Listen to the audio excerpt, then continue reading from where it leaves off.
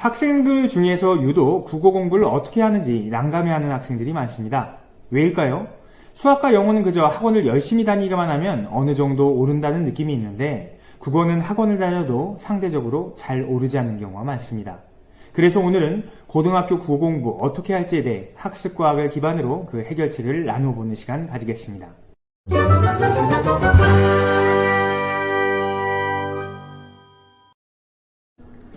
안녕하세요. 시골에서 학습과학을 실천하고 있는 교사 묘약풍입니다.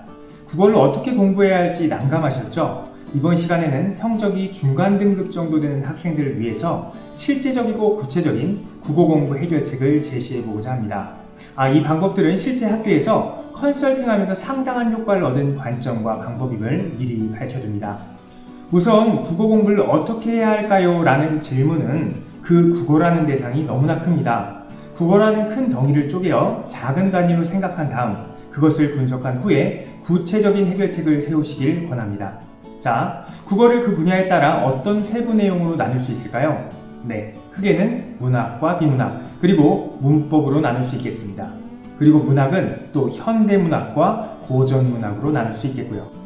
그냥 국어 점수가 안 나왔네가 아니라 어라, 문학은 잘 나왔는데 비문학은 안 나오네, 문법은 이 부분을 모르는구나 하고 시험을 토대로 자신의 국어 공부를 분석하시고 이 동영상을 참고해 주시길 바랍니다. 모의고사 결과가 정말 좋은 재료가 될 수 있겠죠. 굳이 이렇게 나누어 생각하는 이유는 각각의 공부 방법이 다르기 때문입니다.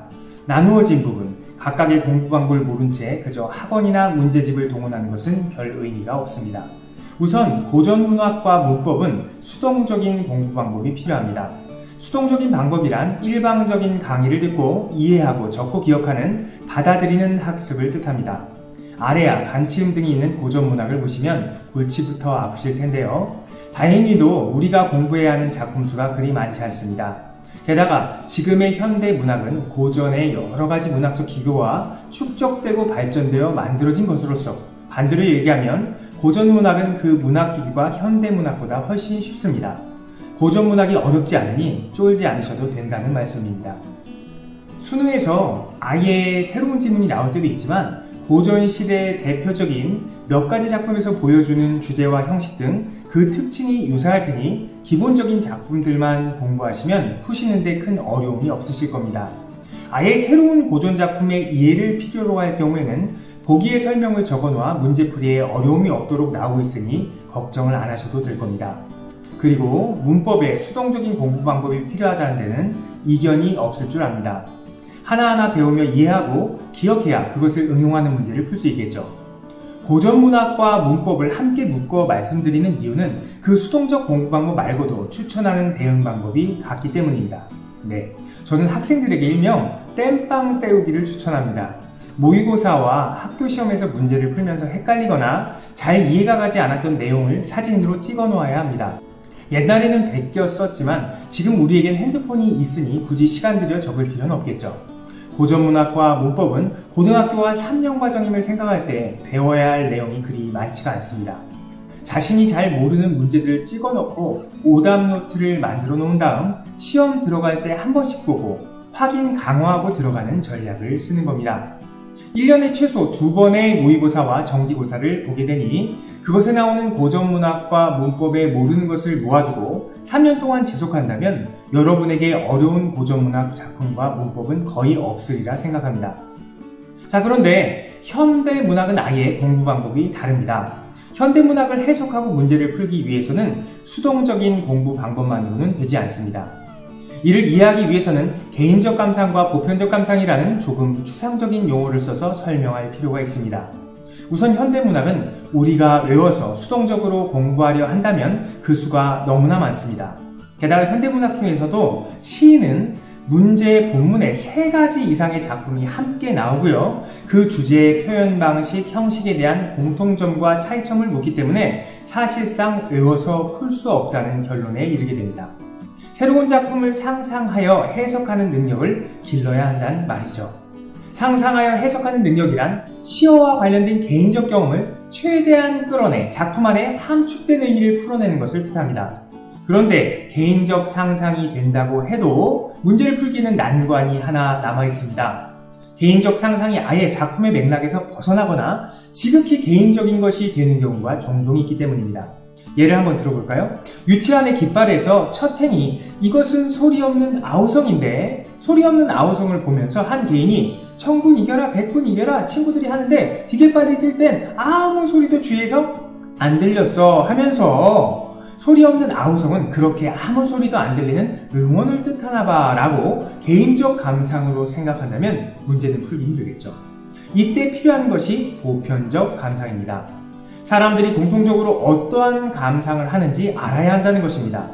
보편적 감상을 토대로 정답이 만들어지기 때문이죠. 가장 좋은 방법은 개인적 감상을 충분히 한 다음 그것을 친구들과 비교하면서 가장 보편적인 시어, 작품 해석을 찾아가는 모둠 수업을 하는 것입니다. 그것이 여의치 않을 때에는 개인적 감상으로 작품을 혼자서 상상하며 해석한 다음 강의를 듣는 것을 추천합니다. 내 개인적 감상은 이랬는데 이것이 맥락과 맞지 않았구나. 보통 사람들은 이런 맥락에선 이런 상상과 감정을 하게 되는구나 하고 개인적 감상과 보편적 감상의 테두리를 가늠해 가는 것입니다. 외우는 방법과 같은 수동적 방법만으로는 개인적 상상력에 근거한 구체적인 감상 능력도 기를 수 없을 뿐더러 개인적 감상을 보면서 감상과 연관, 분류하는 작업도 할 수 없기 때문입니다. 자, 이제 마지막으로 비문학이 남았습니다.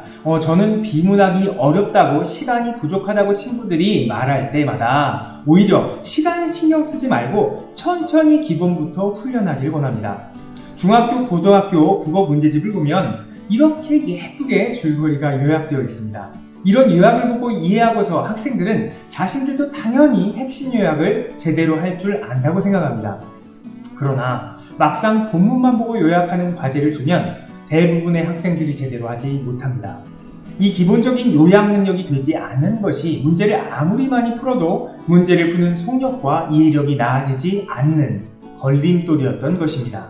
국어 모의고사 비문학 문제를 풀 때 학생들이 시험지를 왔다 갔다 넘기는 촥촥 소리가 유난히 많이 납니다. 왜일까요? 본문을 읽고서 문제를 풀어야 하는데 본문을 읽고서 기억이 나지 않는 문제가 있기 때문입니다. 특히 내용으로 적절하지 않은 것이라는 문제가 나오면 앞뒤짝을 왔다 갔다 하면서 본문을 다시 읽느라고 정신이 없어집니다. 한 지문을 4-5번 다시 읽으면서 자기 머리를 쥐어뜯는 친구도 많습니다. 자, 그럼 이런 비문학 문제를 해결하기 위해선 비문학의 어떤 전략적 훈련이 필요할까요? 네, 기본으로 돌아가서 훈련하기를 권합니다. 글을 읽으면서 밑줄을 긋고 문단별로 핵심 문장 만들기를 추천합니다.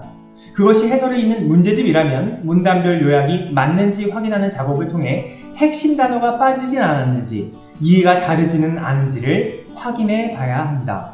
그 다음으로는 단기 기억력을 살려서 전체 핵심 문장을 기억하고 본문을 보지 않고 문제를 풀어보는 훈련을 해보도록 합니다.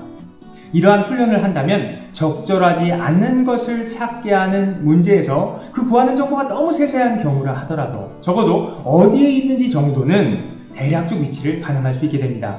그리고 그 위치에 밑줄이 그어져 있다면 더 이상 계속 본문을 반복하여 읽느라 시간이 부족해지는 현상 따위는 일어나지 않게 됩니다.